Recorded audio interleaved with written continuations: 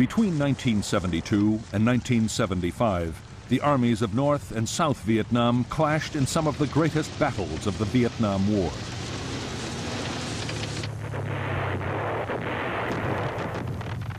Twice in 3 years, the government of the North launched full-scale attacks against the American-backed South.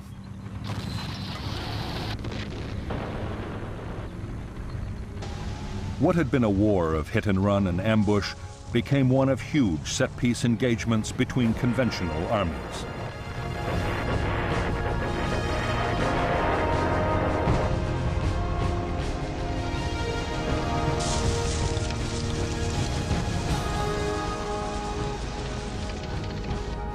The South Vietnamese army, backed by American air power, repelled the North's first onslaught.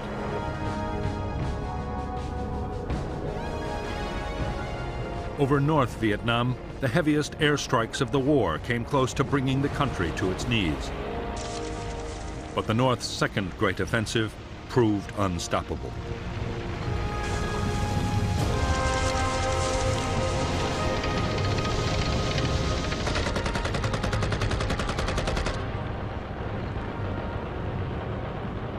The American strategy had been to arm and train the South Vietnamese to defend themselves. American combat troops had gone. For South Vietnam, the result was catastrophe. In a fierce campaign lasting 4 months, North Vietnamese tanks smashed their way to the gates of Saigon.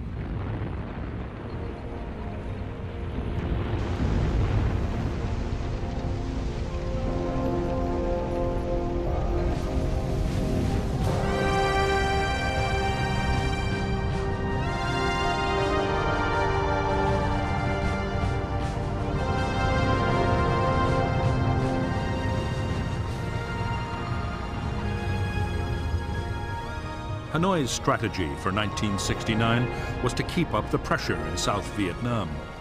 While negotiations were going on in Paris, they meant to improve their position on the battlefield.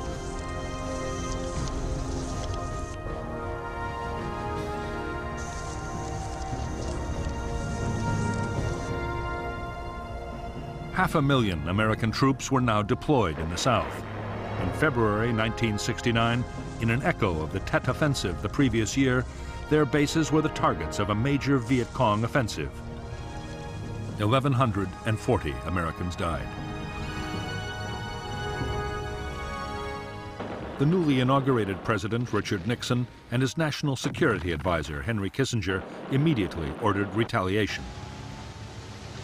American B-52 bombers dropped 500,000 tons of bombs on Viet Cong base areas along the Vietnam-Cambodia border in a secret campaign codenamed Menu. Congress was not informed, and the flight logs and target destinations were falsified to hide the fact that the bombs were falling on Cambodia, a neutral country. At the same time, U.S. and South Vietnamese troops began to advance towards the Cambodian border.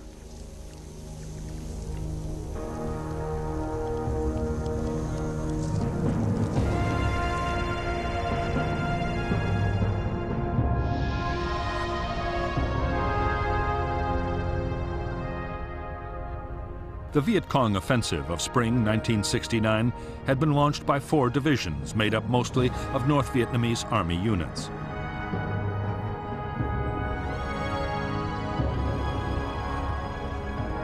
After bitter fighting, the NVA battalions pulled back.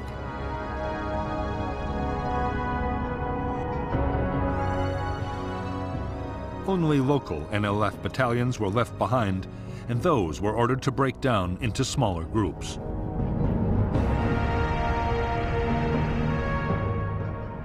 In turn, big American units were also broken down and spread out over a wider area of countryside.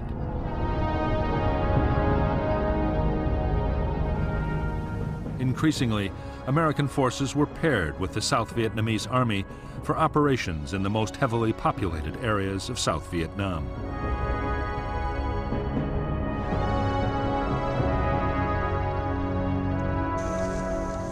In April 1969, a gruesome benchmark was reached which added to the pressure for Vietnamization. U.S. combat deaths surpassed the 33,629 men killed throughout the Korean War. Increasingly, the U.S. felt it had to ensure that the South Vietnamese army would take control of the war for themselves. The American plan was to help the South Vietnamese government regain control over vast areas of the countryside. The populated areas were swamped with patrols trying to find an increasingly elusive enemy. Often the aim was to draw the Viet Cong into attacking a small unit and then hit back with massive airstrikes and attacks by helicopter gunships. The new kind of war being fought in and around the villages was enormously destructive. American firepower caused heavy civilian casualties and widespread damage. For the NLF guerrillas, the second half of 1969 was a nightmarish ordeal. In less than 2 years, their casualties had been more than 70% in many areas. Food was desperately short as support from the villages faded away, and American patrols interfered with supplies.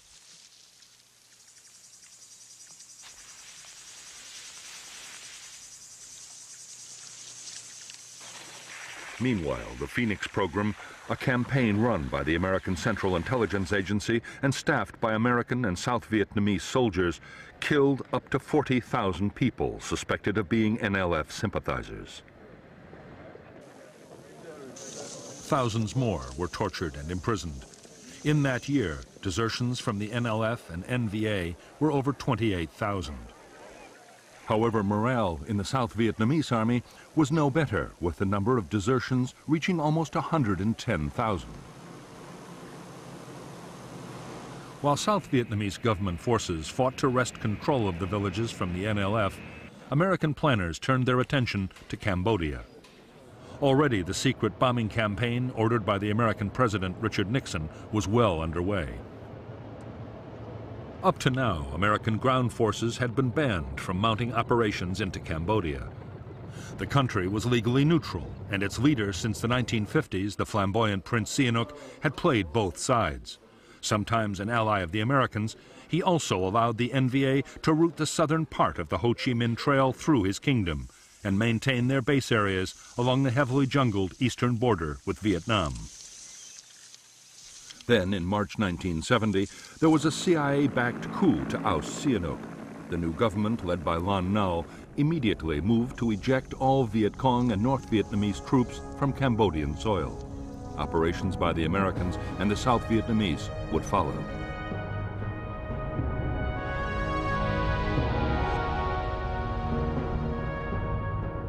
The Viet Cong base areas inside Cambodia were attacked from the west by the Royal Cambodian Army.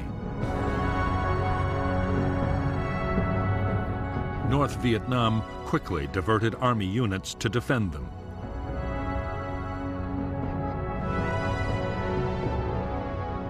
And with the help of the Cambodian guerrillas, the Khmer Rouge, they halted the Cambodian government advance.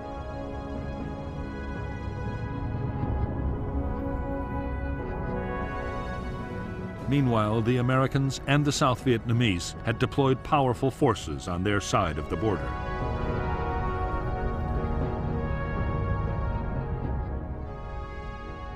On April 29, 1970, South Vietnamese troops attacked into Cambodia, pushing towards the Viet Cong bases.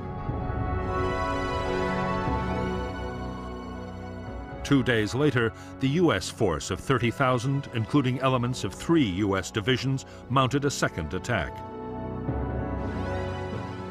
The next target was a base area in the Se Sam Valley. Soon after, more assaults were mounted further south.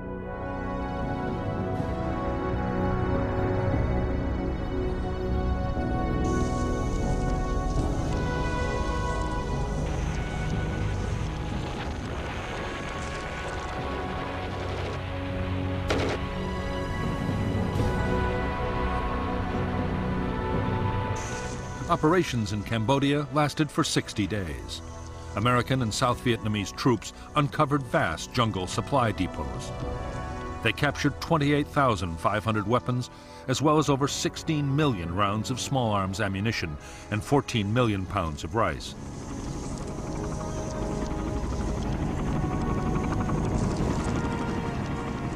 Although most Viet Cong troops had managed to escape across the Mekong, there were over 10,000 NVA and NLF casualties. However, when the South Vietnamese commander was killed in a helicopter crash, his forces withdrew. When news of the Cambodian incursion broke in the United States, there was public outcry. Many believed that in spite of President Nixon's promises to get out of Vietnam, he meant to expand the war.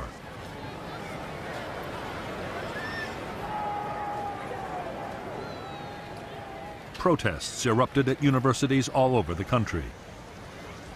On May 4th, 1970, at Kent State University in Ohio, National Guardsmen shot 4 students dead.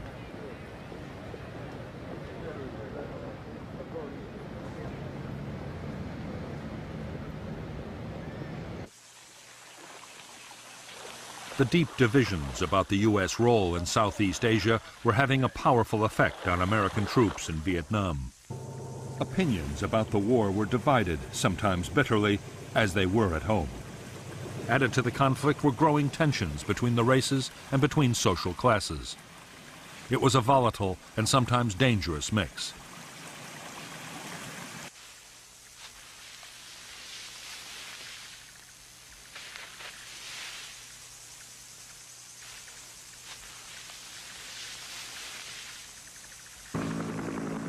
By now, there were few career sergeants and officers still to serve their tours in Vietnam. Down to Romeo, we can move back down to the Whiskey on the Romeo and make a 3-shipper in a hurry. Much of the burden of maintaining discipline was falling on newly promoted and often inexperienced leaders.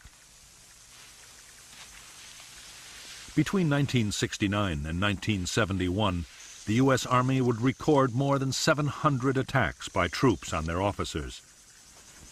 83 officers were killed and almost 650 were injured. Many attacks were by fragmentation grenades rolled into the victim's tent, a practice known as fragging. The whole discipline problem was aggravated by widespread drug abuse.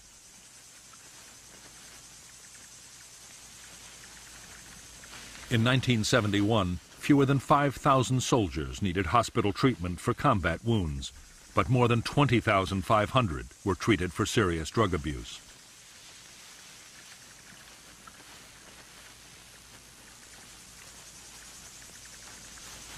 By this time, it was plain to most soldiers that the United States would pull out of Vietnam. 100,000 troops had been withdrawn, and Nixon had promised another 150,000 would leave within a year. No one wanted to be the last American soldier to die in Southeast Asia.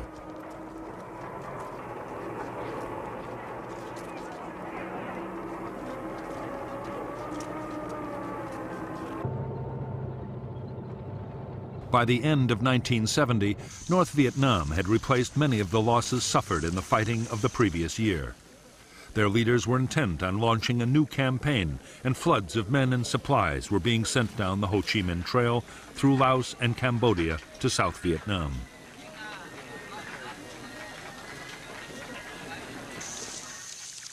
The buildup was soon detected by the Americans.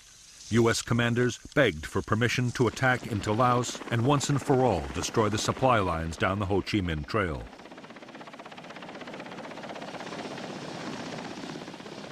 Their hopes were quickly dashed. The U.S. Congress banned any American ground operations beyond the borders of South Vietnam.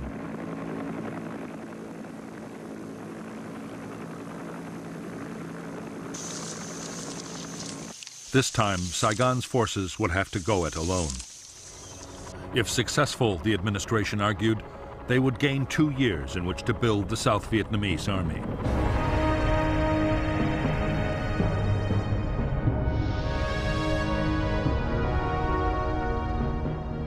The South Vietnamese attack into Laos was codenamed Operation Lam Son 719.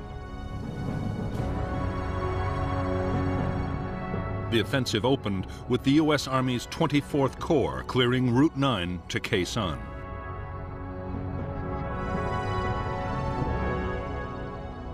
On February 8, 1971, 3 South Vietnamese Army divisions, about 17,000 men, supported by armor and a ranger group, attacked across the border.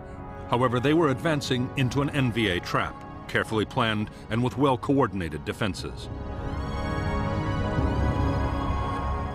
The targets were 2 major North Vietnamese Army bases, known as 611 and 604. They were defended by over 40,000 combat troops. The South Vietnamese had established a series of fire bases to protect their flanks. The NVA launched fierce counterattacks against these bases and the main advance with T-54 tanks employed for the first time and 130mm guns. Other NVA units moved to cut Route 9, trying to encircle the invading column.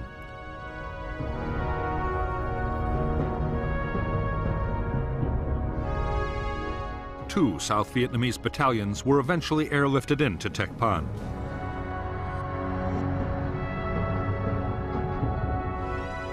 President Thieu assumed command of what became a disastrous operation. And on March 8th, he ordered a retreat. It became a rout.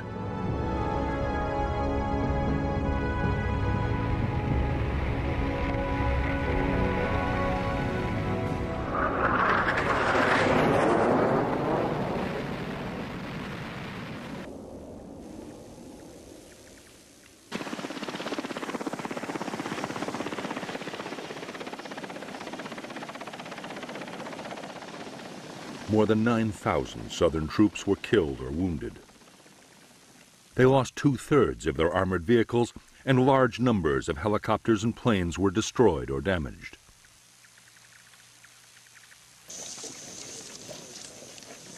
A crucial test of the South Vietnamese Army's ability to fight without American support had ended in humiliation.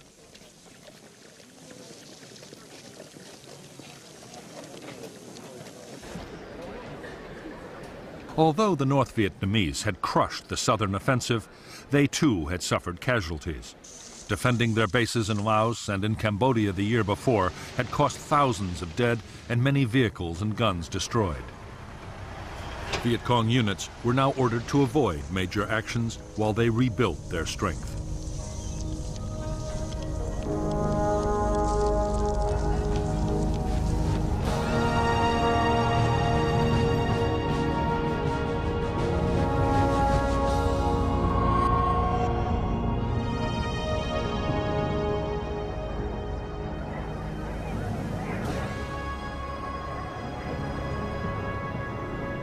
Since the death of Ho Chi Minh in September 1969, Prime Minister Pham Van Dong, Le Duan, the Communist Party leader, and General Giap, the defense minister, were determined not to abandon Ho's legacy.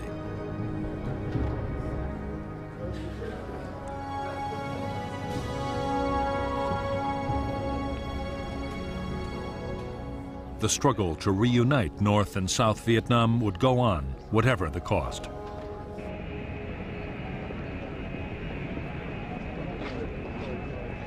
Since the Americans had begun to withdraw troops from the South, Northern leaders had been faced with a dilemma. Should the North wait to mount another major offensive until after the Americans had gone, or should it keep up the momentum?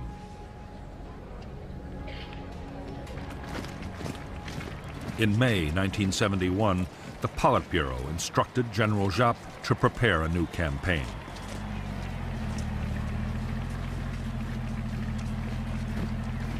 For some time, the North's strategy had been to fight and negotiate at the same time. Talks with the Americans and the South Vietnamese had been going on in Paris, but there was no progress.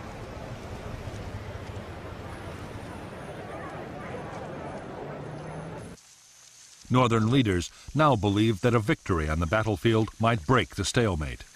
At the very least, it could prove to the Americans that their policy of Vietnamization was not going to save the South.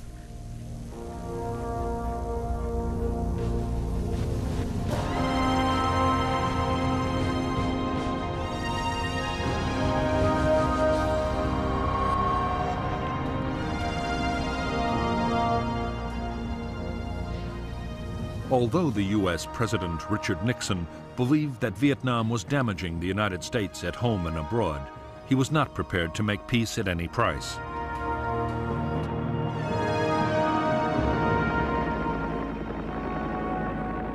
Nixon feared a climb down would dangerously weaken America's credibility as an ally in the eyes of the world. South Vietnam had to survive.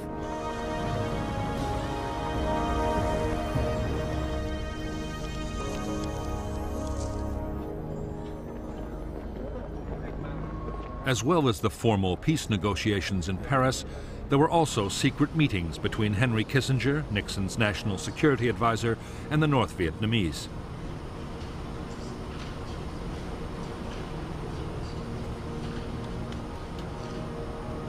Those talks, too, had stalled, mainly over the future of the South Vietnamese government. The North was insisting that President Nguyen Van Thieu be replaced and that a new government include the NLF. As for Thieu himself, his great fear was that to end the war, Nixon meant to do a separate deal with Hanoi.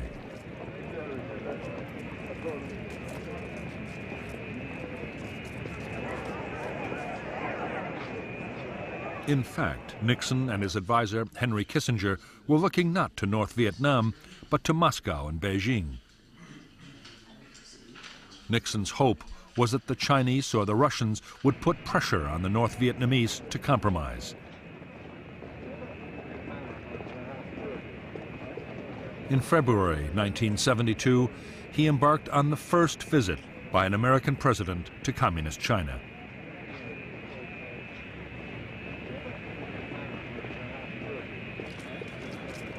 Now that U.S. troops were withdrawing from Vietnam, China's leader, Mao Zedong, increasingly favored an end to the war. He had already pressed Hanoi to step up the search for a solution.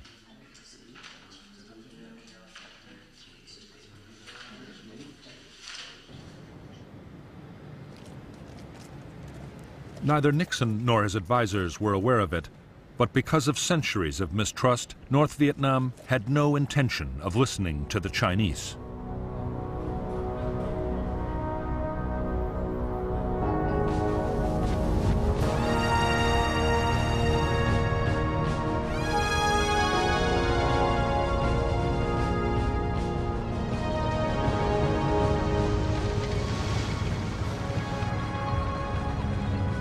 As they planned their most ambitious offensive yet, North Vietnam's leaders knew they were taking a big gamble.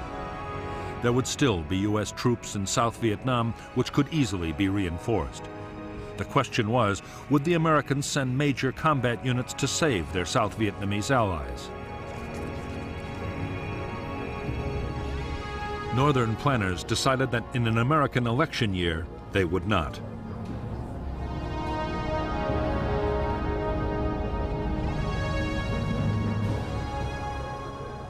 The success of the coming campaign would depend on assembling huge quantities of weapons and supplies. That meant more aid from both the Soviet Union and China.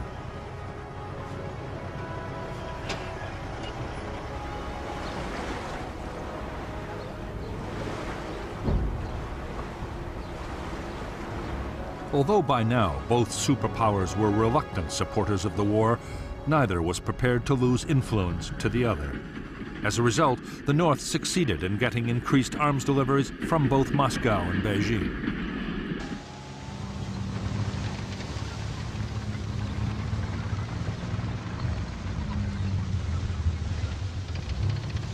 More than any offensive they had launched before, this one would depend on speed and mobility. For the North, it would be a new kind of battle, using tanks and artillery to smash through enemy lines. The plan foresaw 3 major armored thrusts slicing deep into South Vietnam.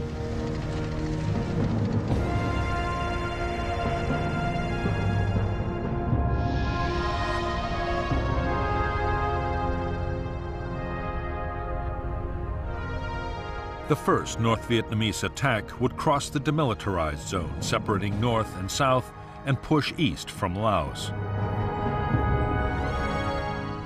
2 whole provinces and the cities of Quang Tri, Hue, and Da Nang would be captured.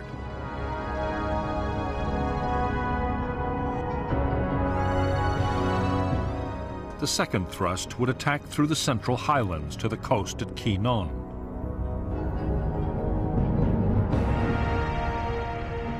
The third assault would strike from Cambodia and capture An Lac.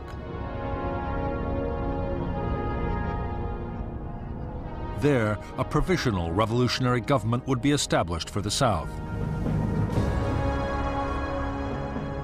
If resistance was still light, units would press on and capture the capital, Saigon.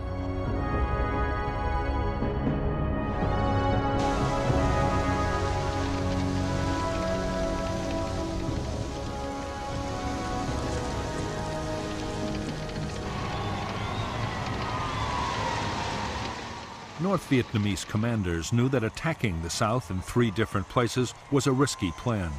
In none of the attacks would they have an overwhelming superiority of troops over the enemy. However, General Giap believed that multiple thrusts would keep the south guessing about what might come next. Southern units would be forced to stay on the defensive, isolated and scattered. Giap could then defeat them division by division.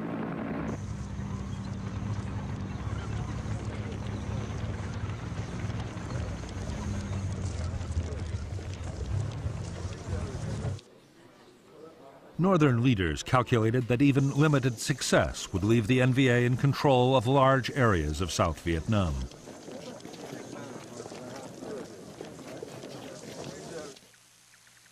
The NLF would then be able to re-establish political control over the countryside. Such gains would be a serious challenge to the Saigon government. At the same time, the North's bargaining position in future negotiations would be improved dramatically.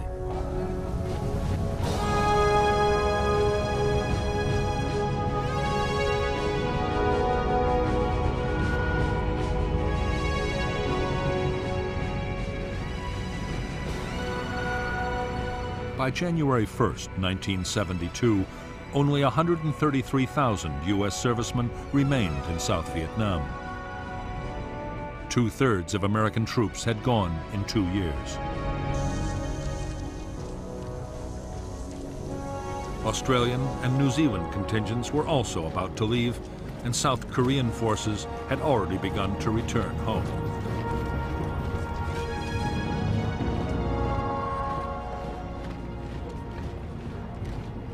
The ground war was now almost exclusively the province of the South Vietnamese Army.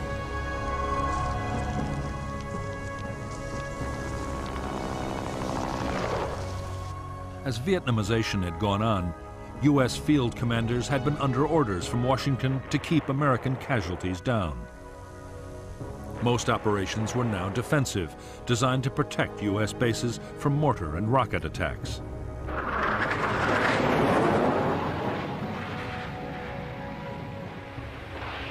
American air power was also being used in a different way. U.S. fighter bombers were still mounting vigorous attacks on the Ho Chi Minh Trail in Laos. More than 70,000 sorties in 1971.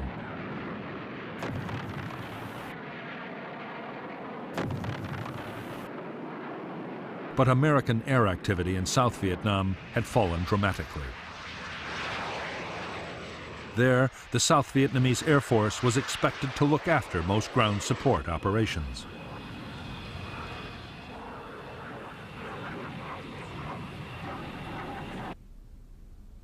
South Vietnam's strategy for defending against attack had been devised by President Thieu himself. Thieu believed that any foothold won by the Viet Cong would seriously threaten his bargaining position in the Paris peace talks. As a result, he was determined to defend all of South Vietnam. The only orders he issued to the South Vietnamese army were to hold on to every scrap of territory.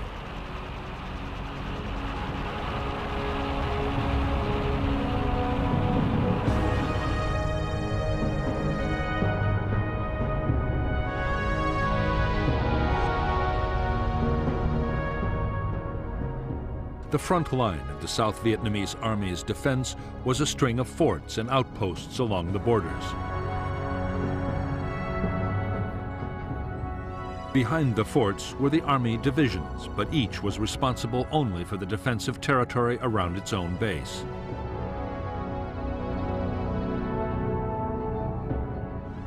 The South's Joint General Staff also held a reserve of airborne and marine troops to act as a fire brigade in the event of an attack. The defense would be backed up by American strike aircraft, U.S. carriers in the Gulf of Tonkin, and B-52 bombers.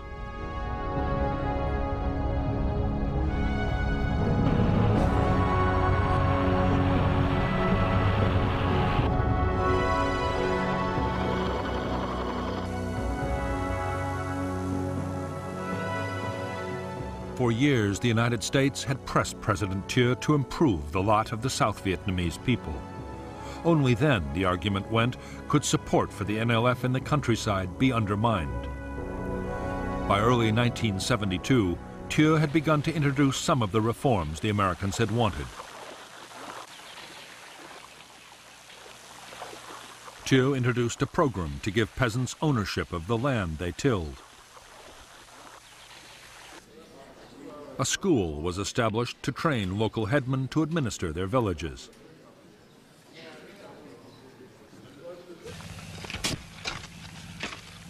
Recruitment to local self-defense militias was stepped up.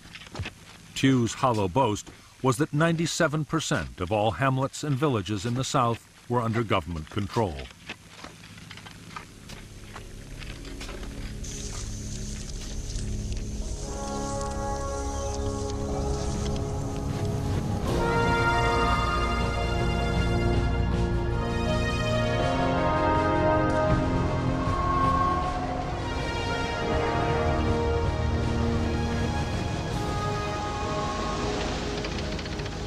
By the eve of the planned offensive named Operation Nguyen Hue, after an 18th century national hero, the North Vietnamese army had been transformed.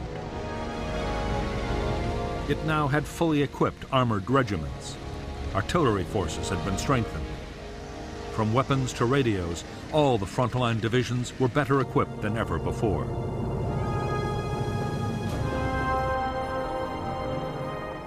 The port of Haiphong was still jammed with Soviet shipping delivering military supplies.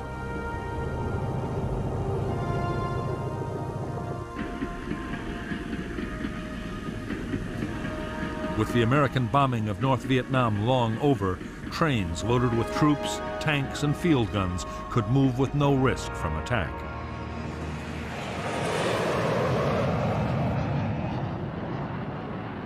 The North Vietnamese Air Force had more than 200 jet fighters which patrolled energetically over southern North Vietnam.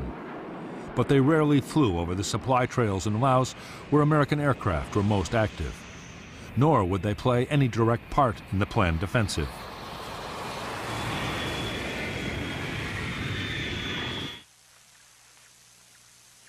Instead, very large numbers of anti-aircraft guns had been deployed to cover the supply lines and assembly areas.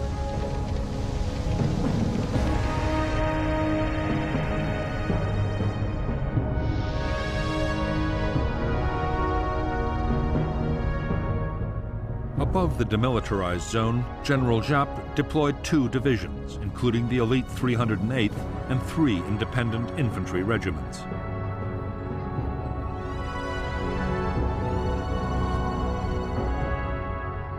The infantry were backed by tank, artillery, and sapper regiments. Another division was poised in Laos, opposite the former U.S. base at Khe Sanh.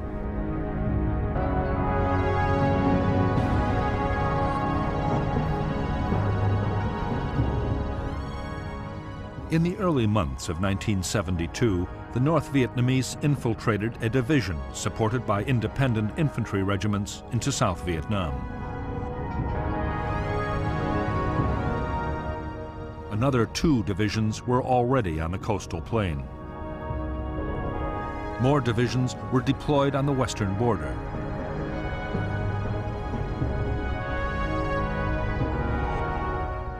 Further south, another formation threatened the Mekong Delta.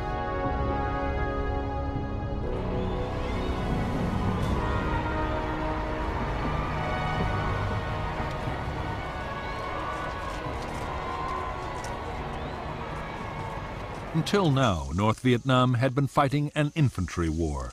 Its army in the field could maintain its operations as long as food and ammunition lasted. The coming offensive would be very different. A modern conventional battle of firepower and maneuver would pose a whole range of completely new problems.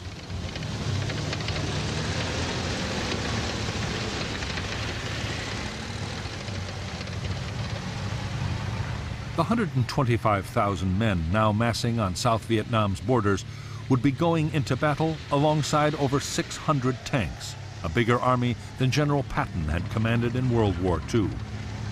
The tanks would consume huge quantities of fuel and ammunition. The infantry would have to keep up with the armor, and that meant large numbers of trucks.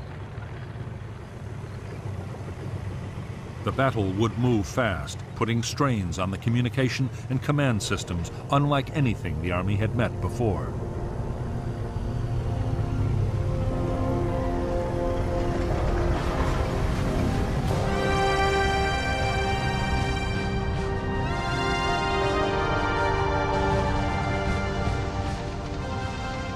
The main North Vietnamese Army tanks were the Soviet-designed T-54 and T-72, and their Chinese copies.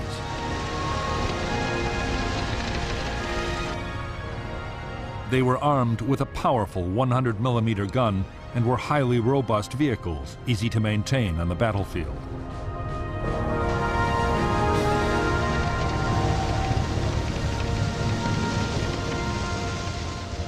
Some units were also equipped with the World War II vintage T-34 tank. The T-34 was armed with an 85mm gun and was even simpler to operate and look after.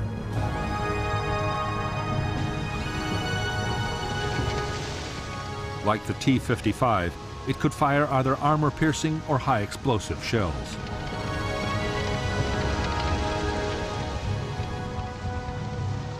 The NVA also deployed a light tank, the PT-76. It was armed with a 76mm gun, and it was amphibious. The ability to cross rivers and canals would make it a especially valuable weapon in the lowlands of South Vietnam.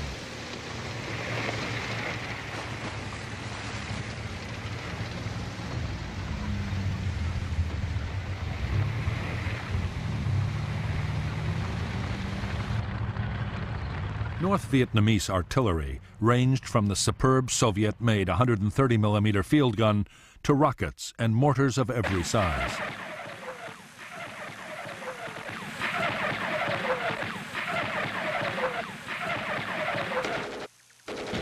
All infantry units had their own air defense artillery and machine guns. There were also specialist air defense units.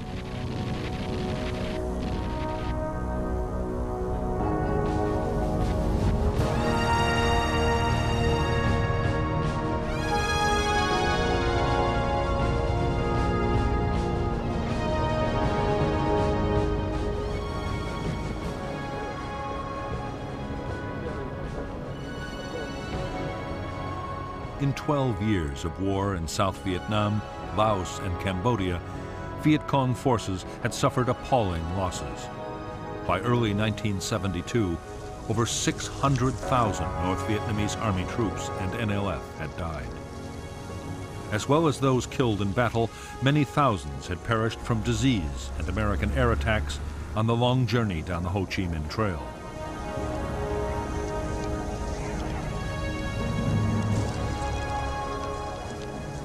In North Vietnam, a severe manpower shortage meant the gaps in the NVA's ranks were not being filled. In the 3 months before the spring offensive, every male between the ages of 14 and 45 was called up. For the first time, the ranks of draftees even included the relatives of senior party officials.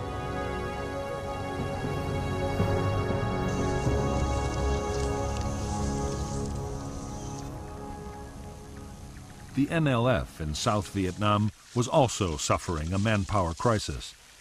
Saigon government troops and officials seemed to be everywhere, making it difficult for NLF recruiting teams to operate. Even the ranks of local guerrilla units were being boosted by North Vietnamese regular troops.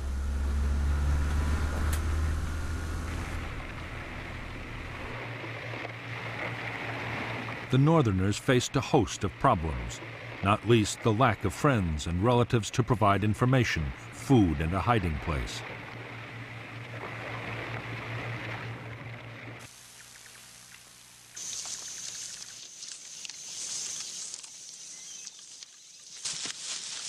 The ever-increasing dominance of the North Vietnamese over the NLF was causing real tensions in Viet Cong units. Many NLF members believed the North no longer saw them as equal partners. There was a growing fear that once victory was achieved, Northerners would simply take over the South. In every unit, political officers worked hard to ease friction between NVA troops and their Southern comrades.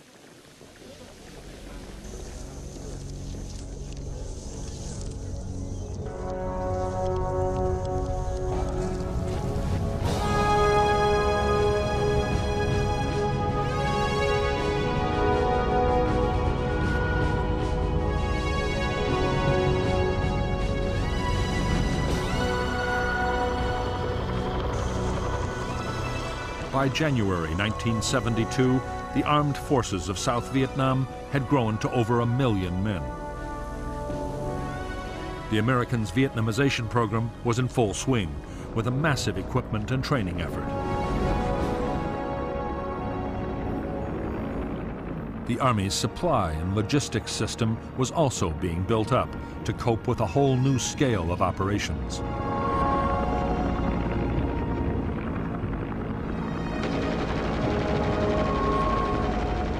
Where once the South Vietnamese had been expected to get by on World War II surplus, the Americans were now providing advanced weaponry.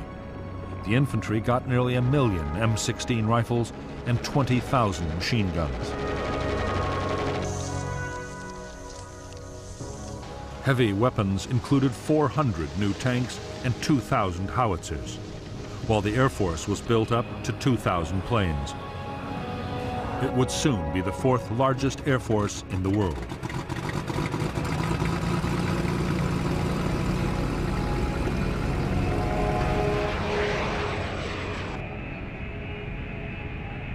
Transforming the South Vietnamese army into a modern fighting military machine was not proving easy. American tanks, helicopters, and aircraft arrived with their maintenance manuals in English.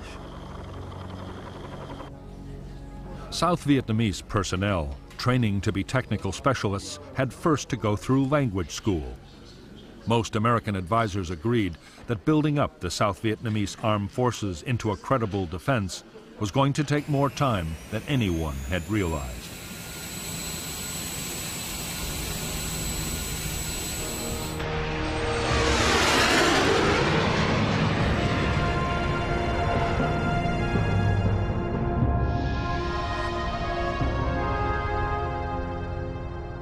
South Vietnam was divided into 4 military regions, each the responsibility of an Army corps.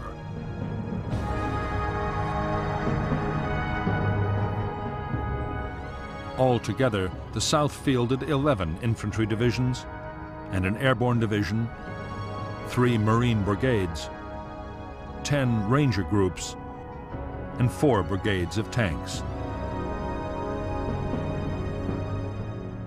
The Air Force deployed 9 squadrons of combat aircraft, 14 of helicopters, and 3 air transport squadrons.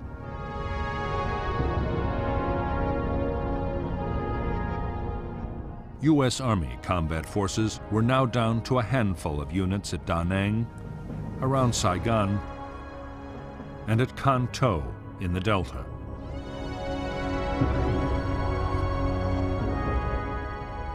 The Air Force also had 2 tactical fighter wings, a reconnaissance wing, and a B-52 wing in Thailand.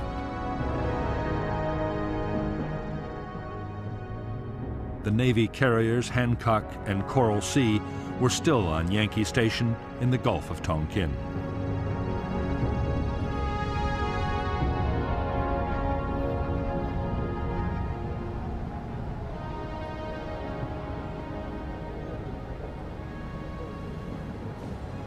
By early 1972, many of the 133,000 U.S. ground troops in South Vietnam were occupied closing up bases and preparing to withdraw. But aviation units of the Army, Navy, and Air Force were still operating, as were logistics and communications specialists. So were 1,400 Army and Marine advisors attached to South Vietnamese units.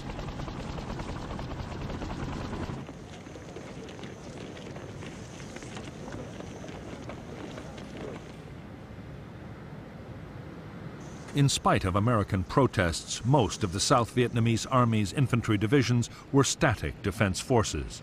Their orders to hold territory at all costs meant that they had little incentive to use their new armored vehicles and helicopters. Nor were they developing the skills to fight fast-moving offensive battles.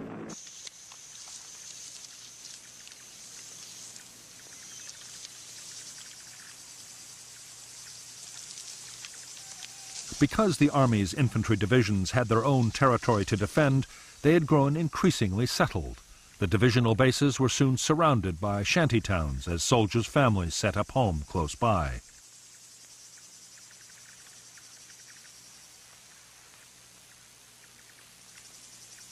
Bribery could secure a permanent posting, and soldiers ordered to move sometimes refused. In 1971 alone, over 140,000 government soldiers deserted.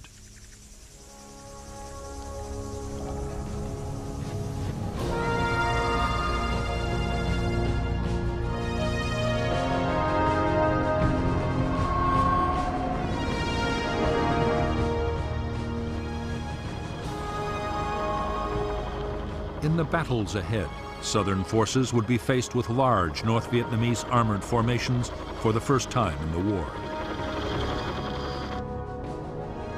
For the infantry, the main defense was the Law, the light anti-tank weapon. It was a one-shot disposable launcher which fired a shaped charge rocket. It was already highly valued by the troops for destroying bunkers and fortified positions.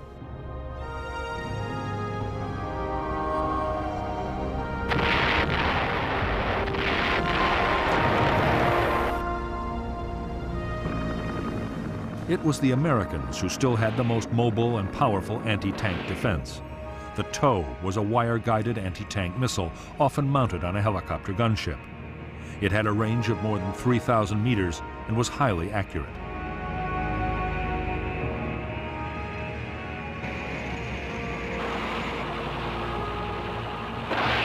As long as the gunner kept his sights on the target, the weapon's computer system would ensure a hit.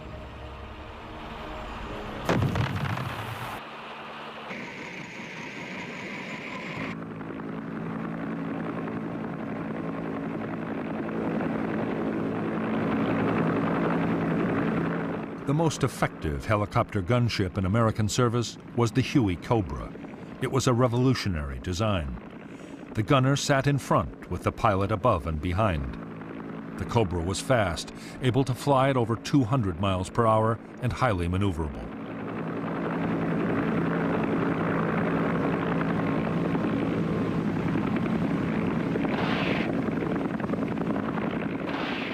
It could carry a devastating array of weapons: miniguns, automatic grenade launchers, a multi-barrel 20mm cannon, and 76 rockets.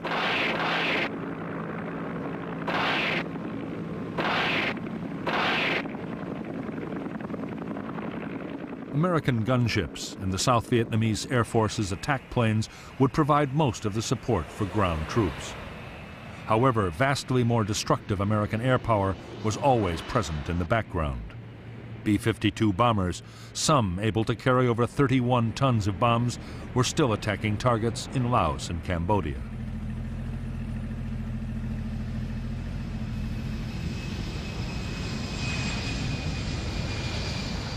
The Americans also had the most advanced supersonic strike aircraft in the world.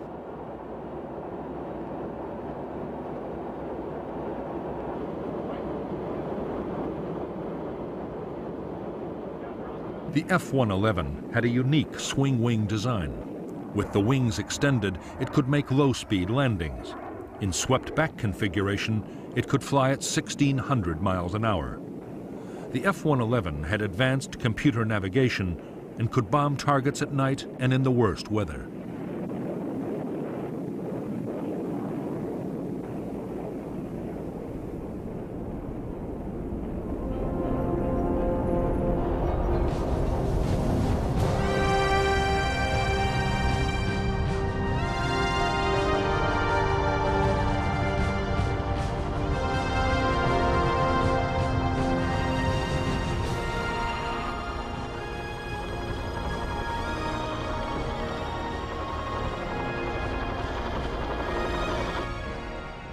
Most major South Vietnamese Army units still had American military advisors.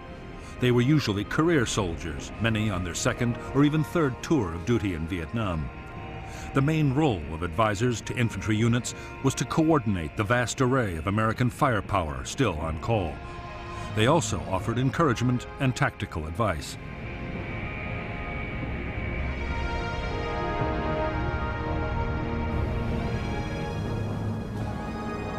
In some units, the advisor's presence had an unforeseen drawback. Many South Vietnamese field commanders came to rely heavily on the Americans' military skills.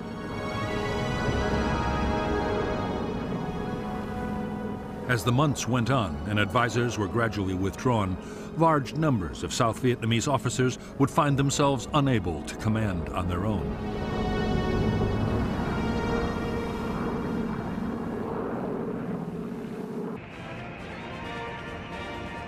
For years, one of the biggest American complaints about their allies was the way promotions were awarded in the South Vietnamese Army.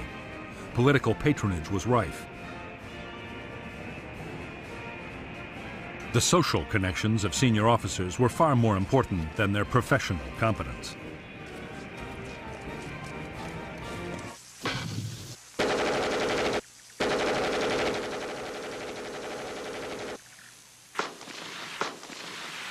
There was one unexpected plus in the way that South Vietnamese Army promotions worked. Officers lacking political influence could stay in combat units for years. As a result, by 1972, many of the South Vietnamese Army's frontline formations were led by highly experienced and battle-hardened men.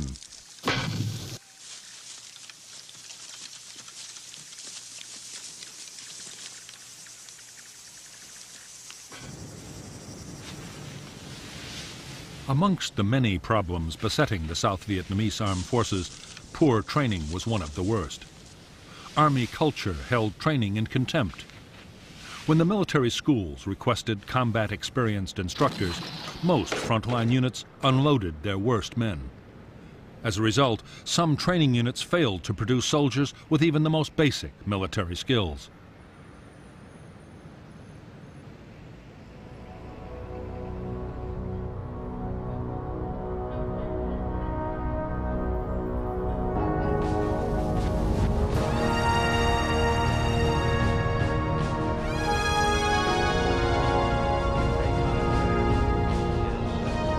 President Nixon meant to follow his triumphant visit to China by next going to Moscow.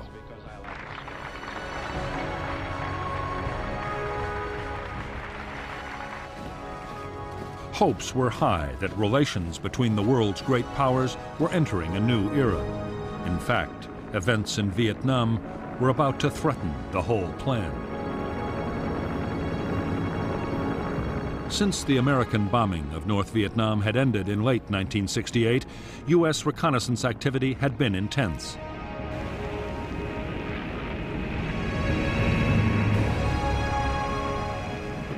As well as conventional reconnaissance planes, the Americans deployed the top-secret Blackbird. The SR-71 could fly at 2,000 miles an hour and operate at 70,000 feet, well above anti-aircraft defenses.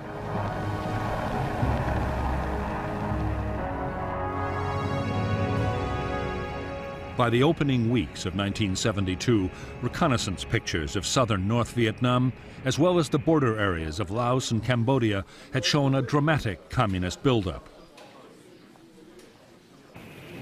They photographed 7,000 to 8,000 trucks waiting in supply depots ready to go. The American response was to launch heavy airstrikes against the troop concentrations. U.S. intelligence believed the North Vietnamese blow would fall before the end of January 1972. When the month passed without incident, Saigon relaxed its vigilance. Senior South Vietnamese officers hoped that the preemptive airstrikes and the increasing strength of the army had forced the North to think twice.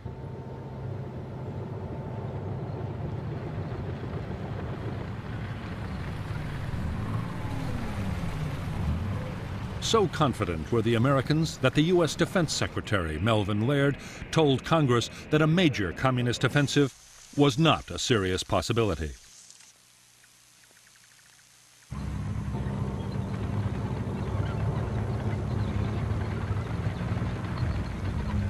Only 5 weeks later, he would be proved shockingly wrong.